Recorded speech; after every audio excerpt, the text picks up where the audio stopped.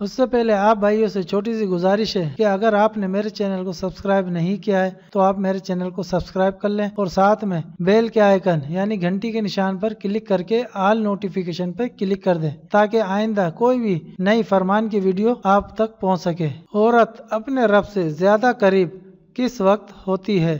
عورت اپنے رب سے زیادہ قریب اس وقت ہوتی ہے جب اپنے گھر کے اندر ہو اور گھر کے صحن میں نماز پڑھنا اس کے لیے مسجد میں نماز پڑھنے سے بہتر ہے، اور گھر کے اندر نماز پڑھنا اس کے لیے گھر کے صحن میں نماز پڑھنے سے بہتر ہے، اور کوٹری میں نماز پڑھنا اس کے لیے گھر کے اندر نماز پڑھنے سے بہتر ہے۔ تو ناظرین، ہمیں اپنی پانچوں ٹائم کی نماز کی فکر کرنی چاہیے اور وقت پر نماز کو ادا کرنا چاہیے اور لوگوں کو بھی نماز پڑھنے کی تلقین کریں۔ السلام علیکم ورحمۃ اللہ وبرکاتہ۔ عورت اپنے رب سے زیادہ قریب کس وقت ہوتی ہے؟